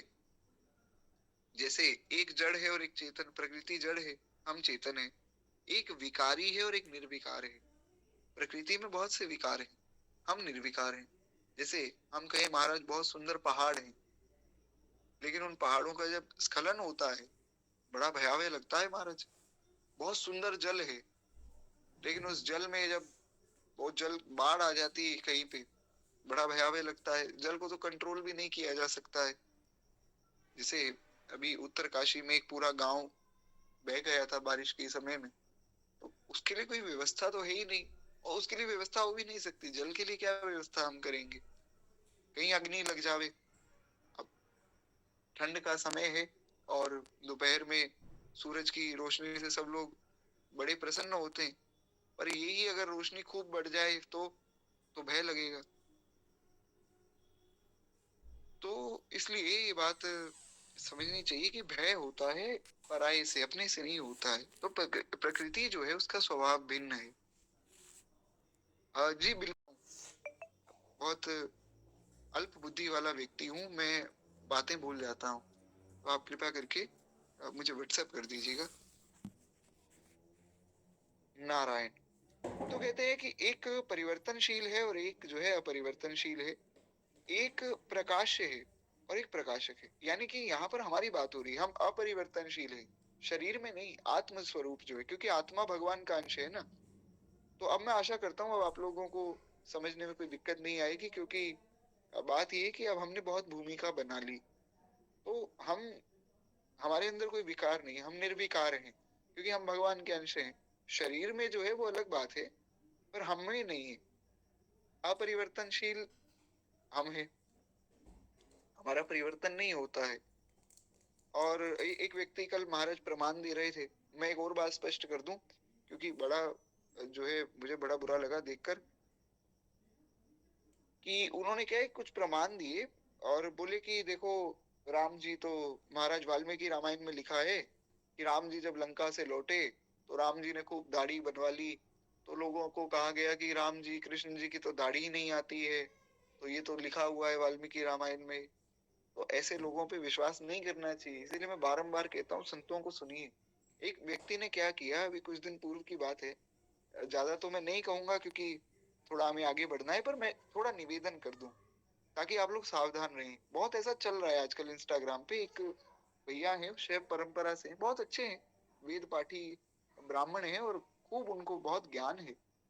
तो उन्होंने कुछ एक स्टोरी लगाई इसी विषय में कि विवाह जो है दिन में भी हो सकता है, रात में भी हो सकता है। दिन का जो है बहुत प्रचार हो रहा है ना आजकल की, विवाह तो दिन में होते हैं। उन्होंने एक स्टोरी लगाई कि भैया रात में भी होता है। विवाह का जो मुहूर्त है उसके अनुरूप, वो चाहे रात में हो चाहे दिन में हो, मुहूर्त के अनुरूप विवाह होता है। तो उन्होंने प्रमाण दिए। तो एक व्यक्ति ने क्या किया कि कुछ नए श्लोक की रचना करके और नीचे लिख दिया ये मार्कंडेय पुराण का है और ये वैखानस गृह सूत्र का है। कुछ गृह सूत्र आदि भी होते हैं। तो ऐसा ऐसा उन्होंने कुछ 8-10 श्लोक लिख के प्रमाण दिए। एक दूसरे व्यक्ति ने उनके जो ट्विटर का जो ट्वीट था उसके नीचे कमेंट कर दिया, हाँ अमुक जगह पे भी लिखा है, अमुक जगह पे भी लिखा है। तो वो जो भैया हैं, जो हमारे एक तरह से बड़े आदरणीय समझ लीजिए, बड़े अच्छे वेद पाठी ब्राह्मण है, उन्होंने क्या किया, उन्होंने कहा कि ये कुछ लोगों ने प्रमाण दिए हैं और लोग नीचे कमेंट कर रहे हैं कि भाई प्रमाण ही दे दिया, श्लोक ही दे दिया, तो फिर तो ठीक कह रहे होंगे कि केवल दिन में विवाह होता है। तो उन्होंने वो ग्रंथ खोला, उनके पास तो सारे ग्रंथ है, और ग्रंथ खोल के उन्होंने पूरा वीडियो बना दी कि इस ग्रंथ में ऐसा कोई श्लोक है ही नहीं। तो ऐसे लोगों से बचना चाहिए। जो संत जन बतावे ना, उसमें प्रमाण तो मांगना ही नहीं। संतों ने कह दिया कि भैया भगवान सदा किशोर रहते हैं। श्री स्वामी अग्रदास जी महाराज का एक ग्रंथ है ध्यान मंजरी, जो हमारी मिथिला की जो उपासना है, विशेष रूप से श्री सीताराम जी की जो मधुर उपासना है, उसमें एक बड़ा प्रधान ग्रंथ है ध्यान मंजरी। जैसे श्री हरिवंश महाप्रभु का है ना 184 जी, वैसा। तो उसमें श्री अग्र स्वामी जी महाराज लिखते हैं कि षोडश वर्ष किशोर राम नित सुंदर साजे। 16 वर्ष के रहते हैं सदैव राम जी। तो ना उनकी दाढ़ी है ना मूछ है। तो जैसा मैंने निवेदन किया था, बहुत से ऐसे श्लोक हैं शास्त्रों में जो हम कुछ और समझ रहे हैं, उसका अर्थ कुछ और हो सकता है। तो थोड़ा ऐसा हमें सावधान रहना चाहिए। केवल संतों की ही बात का आदर हो, उनकी बात को माने। बाकी प्रणाम सबको है, पर सबकी बात मानने योग्य नहीं। तो खैर, एक बार प्रेम से बोलिए भक्त वत्सल भगवान की जय। अब जहां तक दास का विचार है महाराज, कथा तो कल भी होगी इस श्लोक पर, क्योंकि मुझे लगता है परसों भी होगी। अब आप सोचिए, जब भगवत गीता जी का एक श्लोक ही 7 दिन 8 दिन चल रहा है, तो भगवत गीता जी जब हम शुरू करेंगे तब तो क्या कहना। और मुझे लगता है कि परसों के अगले दिन भी कथा होगी। ये श्लोक थोड़ा सा बड़ा है, अच्छा है। हम सुनते रहेंगे महाराज, जब तक ठाकुर जी सुना रहे हैं सुनते रहेंगे। कुछ 10-5 मिनट हम और चर्चा करें, एक भाव को विश्राम दे दें, फिर अगला भाव जो है निशंक होना, अभी हम निर्भय होना सुन रहे हैं ना, निशंक होना जो है वहां से हम कल चर्चा कर लेंगे। तो केवल 5-10 मिनट आप लोग बस मुझे दीजिए। तो श्री स्वामी जी महाराज बताते हैं, हाँ कल की कथा का समय जो है मॉर्निंग में ही रहेगा। मैं एक बात स्पष्ट कर दूं, जो लोग अभी बैठे हैं ग्रुप में भी मैं मैसेज कर दूंगा कि कल से जो है कथा का समय सुबह का ही रहेगा, और कल सुबह 6:30 बजे कथा होगी। सुबह क्या है, नेटवर्क की थोड़ी दिक्कत रहती है। अब मेरा प्रयास ये है कि मैं कुछ व्यवस्था यहाँ कर रहा हूँ। अब मैं अपने घर में नहीं हूँ, घर में तो वाईफाई आदि से पास में ही रहता हूँ, मंदिर के पास में ही वाईफाई है, तो मैं तो मंदिर में बैठ के कथा कहता हूँ, ऐसी कोई दिक्कत आती नहीं। अब यहाँ भी मैं कुछ कर रहा हूँ व्यवस्था, अब निश्चिंत रहिए। कल से सुबह ही कथा होगी 6:30 बजे, सब जुड़िएगा। बड़े प्रेम से हम लोग आगे का भाव सुनेंगे। एक बार हम इस भाव को बस सुन ले में। तो कहते हैं इस प्रकार से, भगवान द्वितीय नहीं, भगवान तो हमारे अपने हैं, इसलिए भगवान से डरना नहीं, भगवान से कोई भय नहीं होता है जीव को। अतः हाँ, भगवान की शरण होने पर उनसे फिर ऐसा हो सकता है। प्रत्युत भगवान की शरण होने पर तो मनुष्य सदा के लिए अभय हो जाता है। इसलिए मैंने कहा कि भगवान ने वचन दिया, अभयम सर्वभूतेभ्यो। कोई भी व्यक्ति अपने आप से अभय नहीं करता है। आपको मैं एक उदाहरण से समझाता हूँ। एक बार प्रेम से बोलिए भक्त वत्सल भगवान की जय। एक उदाहरण देता हूँ महाराज। जैसे मान लीजिए मैं एक बहुत बड़ा कोई नेता हूँ और आप मेरे पास आए, आपने कहा कि हमारा जो है ऐसा ऐसा काम ये बन नहीं रहा है भैया, आप तो इतने बड़े नेता हैं, आप ये कुछ कर दीजिए सहायता। तो अब मैंने आपकी सहायता कर दी, चार लोगों को पता लगा कि इतना बड़ा नेता जो है इनका जानकार है, तो अब चार लोगों से आप निर्भय हो गए। कोई पुलिस वाला पकड़ ले, आपको पता है कि इनको फोन कर देंगे रघुनाथ दास भैया को, ये हमें बचा लेंगे। तो मैंने बाकी सबसे तो अभय कर दिया आपको, अपने आप से मैं अभय नहीं करूंगा, क्योंकि मैं जब अपने आप से अभय कर दूंगा तो फिर तो आप में और मुझ में भेद क्या रह जाएगा। फिर तो आप मेरे साथ ही बैठेंगे और मेरे साथ ही खाने लग जाएंगे। तो वो एक जो है भाव सबका रहता है, वो देवताओं में भी रहता है कि मैं अपने आप से अभय नहीं कर सकता हूँ, बाकी संसार में सबसे कर दूंगा, अपने आप से नहीं करूंगा। लेकिन ठाकुर जी कितने करुणामय हैं, महाराज भगवान कितने कृपालु हैं कि भगवान अपने आप से अभय करते हैं। प्रभु कपितरु तर, श्री ठाकुर जी बैठे हैं पेड़ के नीचे। प्रभु तरु तर कपिडार पर, ते किए आप समान, तुलसी कहूँ न राम सो, साहिब शील निधान। भगवान अपने आप से अभय करते हैं, बराबरी पर नहीं लाते हैं। महाराज सिर चढ़ा लेते हैं, मैं तो हूँ भगतन को दास, भगत मेरे मुकुट मणि। भगवान सिर चढ़ा लेते हैं, ये भगवान की करुणा है। किसी देवता में इतनी सामर्थ्य नहीं है, मनुष्य की तो क्या कही जाए, कि केवल हमारे ठाकुर जी में सामर्थ्य है। प्रभु तरु तर, श्री ठाकुर जी बैठे हैं पेड़ के नीचे, और जितने बंदर भालू हैं सब, वो सारे बंदर पेड़ के ऊपर हैं। और किसी की लात भगवान के सिर पे लग रही है, किसी की पूंछ लग रही है। लक्ष्मण जी ने कहा, प्रभु आप आज्ञा कीजिए, इनको अभी मैं शिष्टता का पाठ पढ़ा देता हूँ। भगवान ने कहा, अरे भैया लक्ष्मण, ये बेचारे भोले हैं, ये जानते नहीं है, इनको इनको मत मारो, इनको छोड़ दो। तुलसी कहो न राम सो, साहिब शील निधान। स्वामी जी की आंखों में आंसू आ गए। प्रभु कितने कृपालु हैं आप कितने कृपालु हैं, क्या कहा जाए। राजसू यज्ञ किया है श्री युधिष्ठिर जी ने, कथा आप सबको ज्ञात होगी, ऐसी आशा करता हूँ। राजसू यज्ञ में भगवान से निवेदन किया कि प्रभु आप हैं, सबसे बड़े हैं, आप महाराज सब सेवाएं आप बांट दीजिए। तो भगवान ने सबको सेवा दे दी। भगवान ने कहा भीमसेन जो है रसोई की सेवा करेंगे। और लोगों ने कहा, अरे प्रभु कैसी बात कर रहे हो कि भीमसेन रसोई में बैठेगा तो यही सब कुछ खा जाएगा। बोले नहीं, जो खाने का शौकीन है वो खिलाने का भी शौकीन होगा। जिस व्यक्ति को खाने पीने का बहुत शौक होता है ना, वो दूसरे को खिलाने में उतनी प्रसन्नता का अनुभव करता है। तो भीमसेन का ऐसा स्वभाव, ऐसा होता है, देखा जाता है, आप भी अपने आसपास देख सकते हैं। जो व्यक्ति बहुत ज्यादा खाता होगा ना, वो कोई दूसरे को कभी खिलाएगा, उतनी ही प्रसन्नता से खिलाएगा। तो भीमसेन को वो डिपार्टमेंट दिया कि भाई भोजन का सारा डिपार्टमेंट आपका। तो दान का डिपार्टमेंट दिया कर्ण को। तो लोगों ने विरोध किया, बोले ये तो पांडवों का दुश्मन है, तो सब कुछ ही दान कर देगा। भगवान ने कहा नहीं, देखो कर्ण दानवीर है, तो दान जो है वो खुले मन से किया जाता है, इसलिए कर्ण को दान का डिपार्टमेंट देते हैं। पैसे का डिपार्टमेंट दिया महाराज दुर्योधन को। तो अर्जुन ने कहा, प्रभु मैं आपकी लीला में कभी शंका नहीं करता हूँ, मैं शंका नहीं कर रहा हूँ, मैं तो पूछ रहा हूँ कि दुर्योधन को आपने ये डिपार्टमेंट दिया, कोई शंका नहीं प्रभु, एक प्रश्न है कि इसको क्यों दिया। तो बाकी लोगों ने भी विरोध किया महाराज। तो भगवान ने कहा, देखो ये बहुत ज्यादा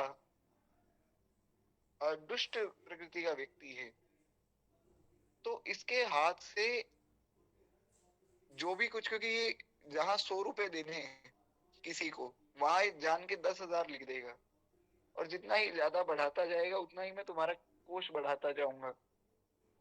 तो ये अपनी दुष्टता के कारण जितना दान देना है उससे 4 गुना अधिक दे देगा। तो ऐसा ही होता था। जैसे किसी व्यक्ति के, कोई व्यक्ति आया, अब ये डिसाइड हुआ था कि अमुक व्यक्ति को हम 100 स्वर्ण मुद्राएं देंगे। कोई अच्छा व्यक्ति आएगा, अच्छा मतलब जिसके पास संपत्ति धन धान्य है उसको थोड़ा कम दे देंगे, जिसके पास बिल्कुल नहीं उसको ज्यादा दे देंगे, और जो ब्राह्मण आदि है उनको इतना देंगे। ऐसा सब निर्णय होता है ना। आशा करता हूँ मेरी आवाज क्लियर होगी। तो सारा निर्णय होता है किसको कितना देना है। खूब बांटा गया। लेकिन जैसे किसी के लिखा हुआ था कि ऐसे जो व्यक्ति आएंगे जो बहुत दरिद्र हैं बेचारे, जिनके पास रहने खाने के लिए भी व्यवस्था नहीं है, उनको 1,000 स्वर्ण मुद्रा देंगे ताकि उनकी व्यवस्था हो जाए सब। तो ये दुर्योधन क्या करता था, क्योंकि पैसे का डिपार्टमेंट इसका था। ये मैं महाभारत से बता रहा हूँ, अपने मन से कुछ नहीं कह रहा हूँ। तो दुर्योधन क्या करता था, वो 1,000 को ये बना देता था 1,00,000। तो इसने 1,00,000 बना दिया, 2 जीरो इसने पहले बढ़ा दी। और आगे जब कर्ण तक पहुंचता था वो सोचता था अरे बेचारा कितना गरीब है, तो वो उस 1,00,000 को कर देता 10,00,000। तो भगवान बोले कि जो तुम लोग बैठकर 10-10 लाख दोगे तो ये 1,000 के 10,00,000 अपने आप ही हो जाएंगे। तो तुम बिल्कुल चिंता मत करो, मैंने सही बांटा है, सारी सेवाएं बांट दी महाराज, सबको बांट दी। तो भगवान ने कहा अब एक सेवा रह गई, वो हमने किसी को नहीं दी है, वो हमने छुपा कर रखी थी, वो हम करेंगे। तो युधिष्ठिर जी ने कहा प्रभु आप तो प्रभु नारायण है, आपकी सेवा हम करेंगे, हे नाथ आप क्या करेंगे सेवा। बोले देखो, जितने संत आएंगे ब्राह्मण आएंगे उनका जो जूठे पत्तल होंगे वो, उसकी सेवा मेरी होगी उनको उठाने की, और सब ब्राह्मणों के संतों के चरण धोकर और चरणामृत मैं लूंगा, ये सेवा मेरी रहेगी। और ये सेवा की भगवान ने। कितने कितने उदाहरण दिए जाएंगे। गोस्वामी जी ने तो एक पूरा पद लिखा विनय पत्रिका जी में, सुनि सीतापतिशील स्वभाव, सुनि सीतापतिशील स्वभाव। केवल 2-3 मिनट बस और दीजिए, उसके बाद फिर वाणी को विश्राम देंगे। श्री गोस्वामी जी ने कहा कि मोद न मन तन पुलक नयन जल, सोनर खेहर खाओ, सुनि सीतापतिशील स्वभाव। कहते हैं जिसके मन में श्री सीतापति भगवान का शील स्वभाव सुनकर मन में प्रसन्नता नहीं होती, मन में आनंद नहीं होता कि ऐसे भगवान की शरण में हम हैं, या नहीं है तो हम उनकी शरण में जाएं, वो तो धूल फांकने योग्य ही है, बिना पूंछ का पशु ही है वो। सुनि सीतापतिशील स्वभाव, उसमें कितना कितना वर्णन किया। और महाराज एक बड़ा गुप्त भाव है श्री गोस्वामी जी का। अब आप लोग सब बड़े भाव से कथा सुनते हैं तो एक अंदर की बात आपको मैं सुना देता हूँ। एक बार प्रेम से बोलिए भक्त वत्सल भगवान की जय। श्री गोस्वामी जी ने एक बड़ा सुंदर भाव निवेदन किया। बड़ा गुप्त ये भाव है गोस्वामी जी का। गोस्वामी जी ने कहा कि प्रभु, बिना कुछ लिए देने वाले तो एक आप ही हुए। जो भी कोई कुछ देता है कुछ लेकर देता है, हम भी किसी को कुछ देते हैं तो मन में ये भाव रहता है ना कि इससे हमें पुण्य मिल जाएगा, या किसी की कोई सहायता कर रहे हैं तो हम पूछते हैं कि भैया हमें क्या मिलेगा। तो आप लोग तो सब भक्त जन हैं, आपकी बात नहीं कर रहा हूँ मैं, मेरी बात कर रहा हूँ। बड़े स्वार्थी होते हैं ना मुझ जैसे लोग। लेकिन भगवान एकमात्र ऐसे हैं जो स्वार्थी नहीं। उसमें भी श्री राम जी, गोस्वामी जी ने कहा प्रभु राम रूप में जो है आपका एक शील अलग है। क्यों? कृष्ण रूप में सुदामा जी आए, और सुदामा जी की कथा तो सबको ज्ञात है, हमने सुना भी था सुदामा जी के विषय में। और आजकल तो खूब वायरल भी हो रहा है, एक भजन बहुत चल रहा है, मन राज भवन में जालिन द्यो रे, दो बात करूंगा किरसन ते। बड़ा सुंदर भजन है, तो हम यही प्रणाम करें। तो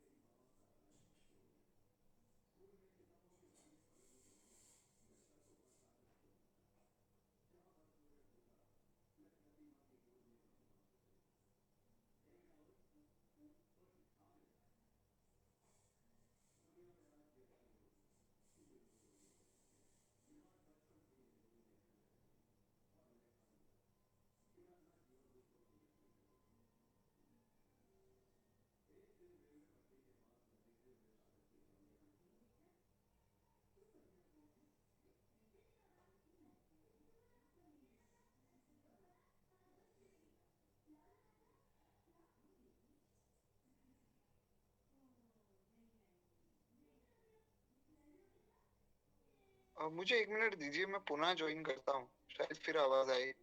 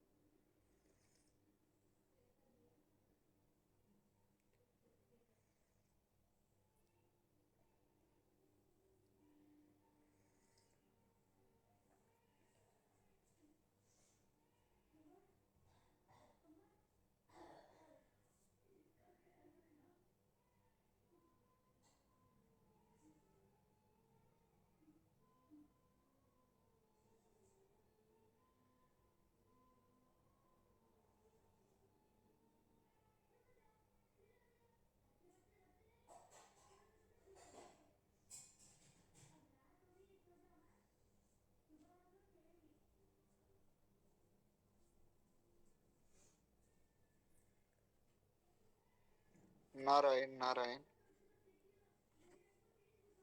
अगर मेरी आवाज नहीं आ रही तो आ रही है अभी के, एक बार प्रेम से बोलिए भक्तवत्सल भगवान की जय।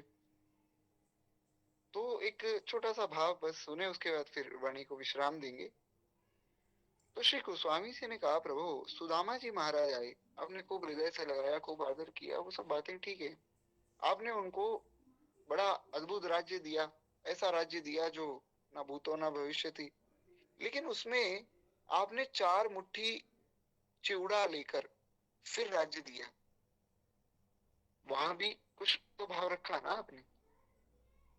राजा बलि को आपने आशीर्वाद दिया कि मैं तुम्हारा दरबान बनकर खड़ा रहूंगा, लेकिन तीनों लोग ले लिए। लेकिन श्री राम रूप में आपने कितनी कृपा की कि विभीषण जी आए हैं, सोने की लंका से चलकर आए हैं, ना तो सोने का कोई ईंट पत्थर लाए, नहीं लाए तो कोई बात नहीं, कोई तुलसी जी का एक छोटा पत्ता ले आते, कोई फल फूल ले आते। इतनी बड़ी अशोक वाटिका से होकर आए हो महाराज, कोई सुंदर फूल ले आते। चलो कुछ नहीं तो समुद्र के ऊपर से उड़कर आए, 2 बूंद जल ले आते। पर उनको आपने इतनी संपत्ति दे दी कि जो संपदा शिवराव नहीं दीन दिए दसमाथ, सोई संपदा विभीषण ही सकुचि दीन रघुनाथ। वो संपत्ति देकर भी आप सकुचा रहे हैं कि अरे मैं विभीषण तुम्हें क्या दूं, मेरे पास क्या है। तो धन्य है आपकी श्री राम लीला, ऐसा श्री गोस्वामी जी का भाव है। हालांकि लीलाएं तुम्हारा सभी श्री ठाकुर जी की मधुर हैं, पर ये भाव है केवल। एक बार प्रेम से बोलिए भक्तवत्सल भगवान की जय। ये श्री ठाकुर जी की करुणा है अपने भक्तों के प्रति। और देखिए, हमारे शरीर में छोटा सा कुछ चोट लग जाए ना, तो व्यक्ति बहुत घबराता है, बहुत कष्ट होता है उसको। हल्का सा भी शरीर को थोड़ा सा खरोच भी लग जाए तो बहुत कष्ट होता है उसको, अगर स्पर्श किया जाए तो। रावण ने अपने सिर काट दिए, अपना खुद का सिर काटा है रावण ने, सोची क्या कष्ट उसको हुआ होगा। और वो 10 सिर काटने के बाद जो लंका मिली, राम जी ने बिना कुछ लिए विभीषण जी को देखकर और सोच रहे हैं कि मैंने तुम्हें कुछ भी नहीं दिया, मैं क्या दूं तुम्हें। ये है भगवान का स्वभाव। इसलिए गोस्वामी जी ने कहा, सुनि सीतापतिशील स्वभाव, मोद न मन तन पुलक नयन जल, सोनर खेहर खाऊ। सुनि सीतापति शील स्वभाव, ये ठाकुर जी की करुणा है। मेरी बड़ी विशेष प्रार्थना है, देखिए अभी तो नेटवर्क की थोड़ी दिक्कत है, क्योंकि जो ये श्लोक है, इसमें अब जो 3-4 चरण हमारे रह गए, उनकी चर्चा तो अब कल ही हो पाएगी।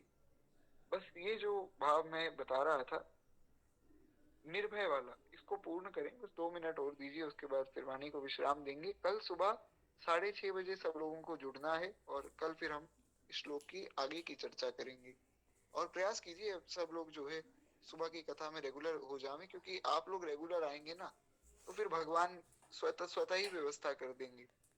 जब भक्तजन बड़े भाव से आते हैं तो स्वतः ही व्यवस्था हो जाती है। तो जैसे पहले हम लोग 5 बजे सर्दी में उठ के कथा सुनते थे, तो अब 6 बजे उठ जाया करेंगे। प्रयास करूंगा मैं 5 बजे का भी हो जाए व्यवस्था। तो मेरे मन में तो 4:30 का है। 4:30 से 6:30 7 बजे तक अगर हम सुनते रहे, तो सुबह उठते ही 3 घंटे कथा में हो जाए, तो कितना आनंद हो जाए। देखते हैं जैसी भगवान व्यवस्था करें। खैर, तो कहते हैं निर्भय, एक भक्त को बिल्कुल निर्भय हो जाना चाहिए, बिल्कुल निश्चिंत हो जाना चाहिए। इस श्लोक की चर्चा हम इस भाव में भी, जो अंतिम चरण रह गया निर्भय का, वो भी कल ही चर्चा कर लेंगे। क्या है कि अभी ग्रंथ खुल नहीं रहा है मेरे पास में। अब यहाँ पर मेरे पास ग्रंथ है नहीं, तो मैं गीता सेवा ऐप से जो है पढ़ रहा हूँ साथ के साथ। तो ग्रंथ खुल नहीं रहा है, नेटवर्क की दिक्कत है। तो कोई बात नहीं, इस चरण को भी यही हम विश्राम दें। एक बार प्रेम से बोलिए, भक्त वत्सल भगवान की जय। श्री बाल कृष्ण लाल की जय।